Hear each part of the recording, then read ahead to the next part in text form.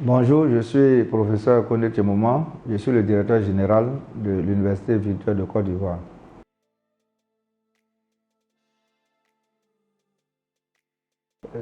L'Université virtuelle de Côte d'Ivoire, UVCI, est une université publique créée par le président de la République en 2015 pour apporter des réponses aux défis auxquels sont confrontés les secteurs d'enseignement.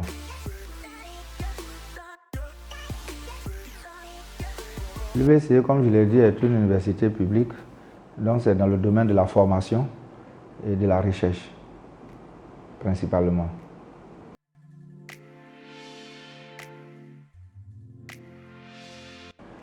L'Université virtuelle de Côte d'Ivoire est une université qui a un modèle pédagogique particulier, la technopédagogie, qui permet de former à distance. Et cette université virtuelle qui est créée pour promouvoir la formation à distance répond à un certain nombre de préoccupations majeures qui se posent au secteur de l'enseignement supérieur.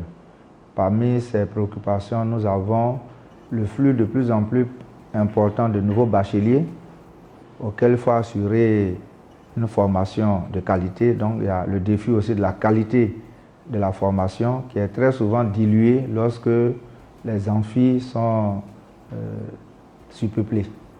Et il y a aussi le défi de l'emploi, de l'employabilité, faire en sorte que de plus en plus le grand nombre de diplômés puissent trouver de l'emploi. Donc l'université virtuelle vient en fait répondre à ces défis-là.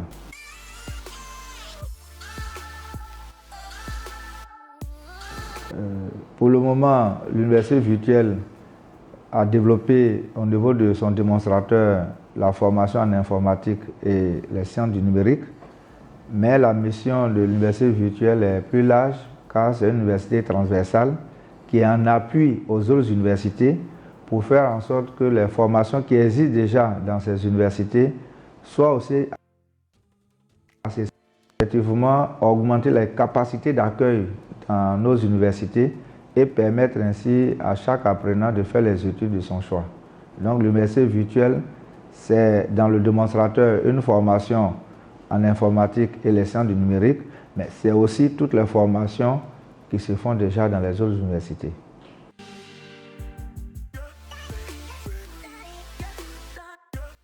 Les sciences du numérique, disons, c'est l'informatique, mais comme toute science, il y a une évolution. Donc l'informatique aujourd'hui a évolué vers ce qu'on appelle communément le numérique.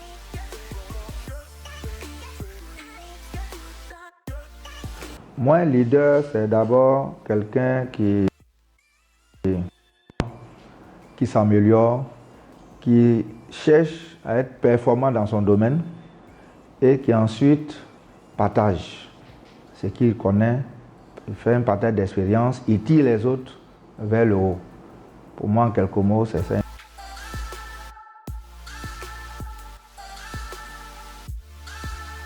J'aspire à être un leader, d'abord parce que j'ai la responsabilité de l'Université virtuelle de Côte d'Ivoire. Il faut que j'arrive à bien cerner ce que c'est que la technopédagogie, ce que c'est que le monde du numérique et ensuite tirer l'ensemble du système d'enseignement supérieur vers le numérique éducatif. Donc je me dois d'être un leader et au quotidien, je travaille à cela.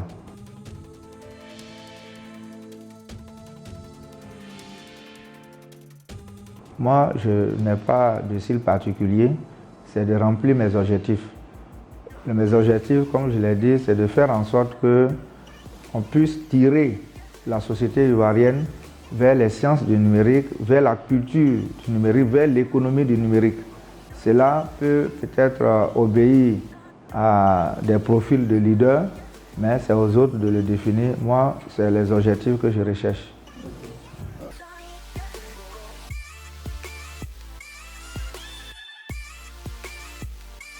D'abord, je pense qu'il faut que chacun soit décomplexé.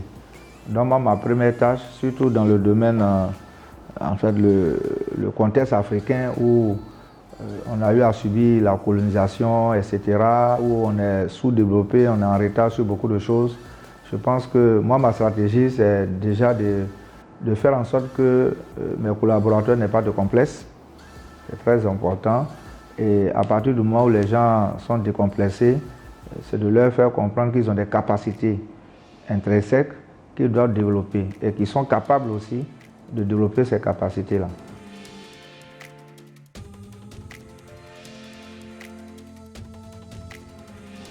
Je pense que cela se vérifie par la mise en place de processus simples et clairs. À partir du moment où l'organisation que nous mettons en place obéit à des process, donc nous mettons en œuvre aussi des moyens, des indicateurs qui nous permettent justement d'évaluer ce que nous faisons. Donc c'est beaucoup plus le modèle que nous co-construisons ensemble qui nous permet de mesurer ce que nous faisons à titre individuel et à titre global aussi.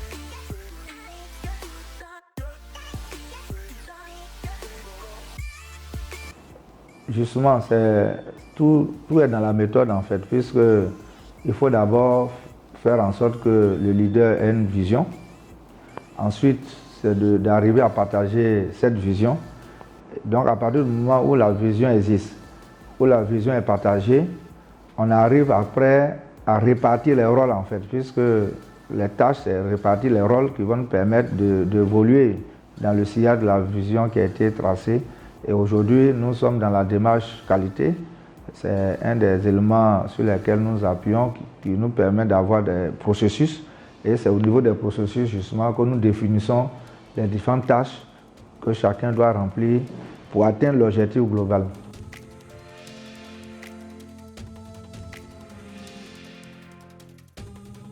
Je pense qu'on ne peut pas évoluer sans critique, puisque pour nous qui sommes un peu des scientifiques, on sait qu'il faut des forces positives et des forces négatives pour qu'il y ait l'énergie. Donc je pense que c'est important qu'il y ait des critiques et il faut être à l'écoute des critiques, pour ne pas être soi-même critique, mais il faut être à l'écoute des critiques et voir les zones d'ombre qui existeraient dans ce que nous faisons pour pouvoir améliorer, pour être en amélioration continue. Donc c'est les critiques qui nous permettent d'être en amélioration continue. Donc nous accueillons favorablement les critiques, quelle que soit leur orientation.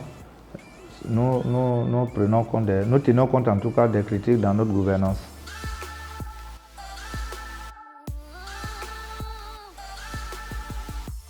Nous répondons facilement sur les suggestions, c'est dans la même famille. Donc nous sommes ouverts aux critiques, mais nous sommes encore plus ouverts aux suggestions. C'est la même nature, sauf que la critique, peut-être que les motivations ne sont pas les mêmes. Mais je pense que tout ça, c'est des inputs pour nous. Donc nous travaillons beaucoup avec les inputs. Plus nous avons de données, plus nous pouvons raffiner le modèle. Donc notre dispositif est là. En entrée, nous prenons tout ce qui est comme données, que ce soit des critiques, que ce soit des suggestions, que ce soit des recommandations. Et nous essayons de façonner tout cela pour pouvoir servir notre dispositif et avancer au mieux.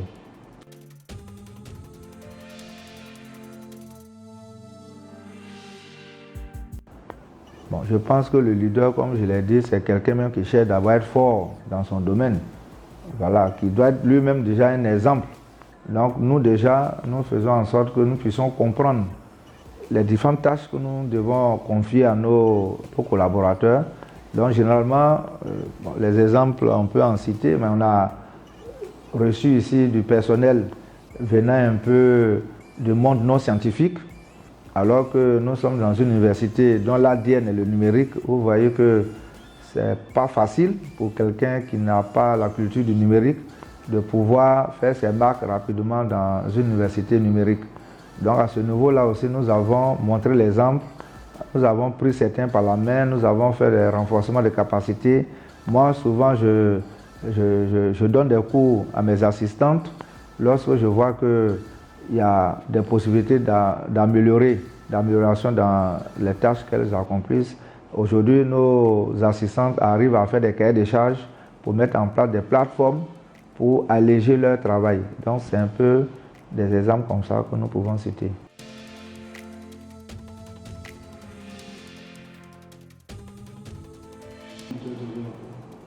Moi, je pense que c'est d'abord ne pas se mettre en colère, hein. Voilà, parce que la colère d'un leader, ça a beaucoup de conséquences. Donc le leader doit tout faire pour que ses colères soient internes. Il ne doit pas extérioriser ses colères et avoir une approche médiative en fait, ne pas agir dans la précipitation, écouter, analyser, parce qu'il a la décision. Et quand on est décideur à un niveau élevé, il faut vraiment faire en sorte qu'on ait beaucoup de recul. Le leader doit avoir beaucoup de qualités, mais je pense que c'est une qualité, en tout cas fondamentale, auquel peut s'ajouter les autres qualités, justement.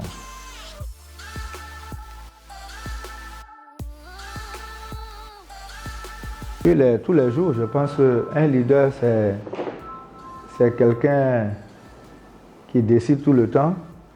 Et la vraie difficulté, c'est de toujours bien décider. Voilà, le leader est amené à prendre des décisions stratégiques qui vont impacter la vie des uns et des autres. La difficulté, c'est d'arriver à toujours prendre la bonne décision. Et le leader, il gère des humains. Donc, dans toute décision, il faut voir l'arrière de la décision. C'est-à-dire, un collaborateur peut faire une faute qui mérite une sanction exemplaire. Mais avant de prendre la décision, on fait l'effort de savoir que ce collaborateur est peut-être chef de famille, a peut-être une grande famille derrière, il est impliqué dans d'autres choses. Ce que souvent on ne voit pas en prenant la décision. Mais nous faisons l'effort de passer un peu tout ce qui est en arrière-plan aussi pour arriver à prendre une décision qui, en tout cas, qui est équitable, qui peut-être permet à la structure d'avancer, mais qui ne vient pas aussi créer des problèmes à la société, parce que toute décision qu'on prend, il faut faire une analyse holistique. Voilà. Notre rôle, c'est de faire en sorte qu'on ait une analyse holistique de la situation avant de décider. Et cela, très souvent, nous amène à prendre des décisions qui tiennent la route et qui nous font avancer.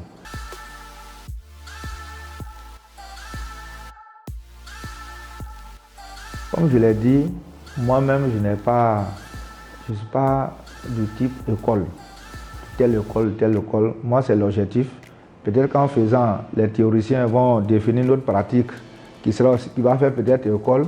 Mais nous, c'est l'objectif.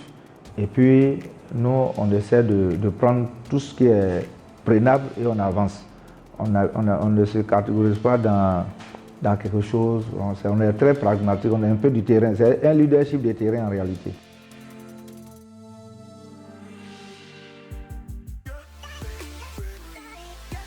Ah oui, par le pouvoir, par la responsabilité, c'est important puisque le pouvoir est la meilleure chose dans la main du bon leader.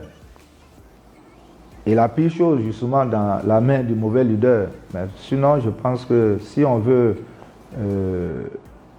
faire avancer harmonieusement les choses, si on veut contribuer à l'émergence de nos pays, il faut qu'on soit écouté, il faut qu'on soit suivi. Et le pouvoir a l'avantage de faciliter un peu cela. Donc le pouvoir est quelque chose qu'il faut rechercher, mais il faut le rechercher pour justement être au service de ce pouvoir et non pour mettre ce pouvoir-là à votre service. Donc nous cherchons le pouvoir auquel nous pouvons être au service pour faire avancer les choses.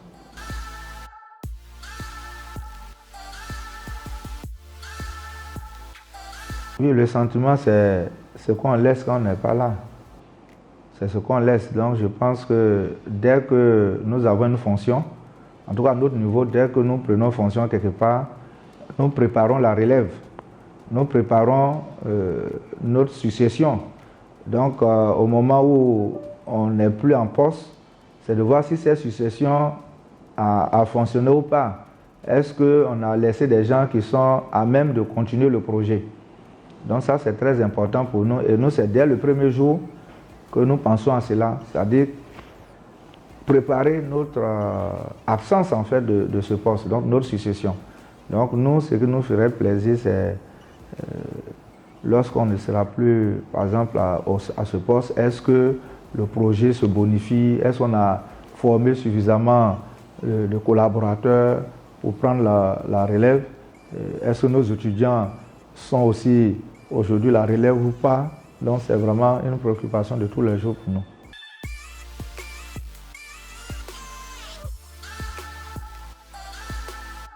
Bon, je pense qu'un leader ne devait pas être mauvais par définition.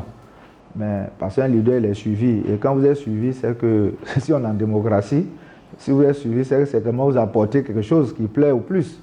Mais je pense que ce qui est important, c'est de faire en sorte que le leader puisse orienter en fait son leadership vers l'humain. Voilà, vers l'humain, vers la satisfaction des besoins de l'humain. Je pense que c'est très important parce qu'on peut avoir un leadership effréné.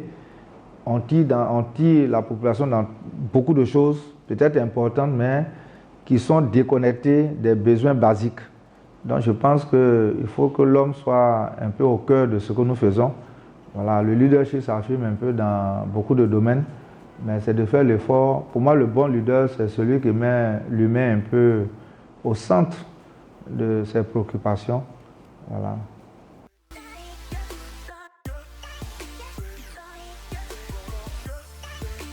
D'abord, dire merci à votre organe qui vient nous interviewer, qui nous permet de partager aussi le peu d'expérience que nous avons en matière de leadership, etc.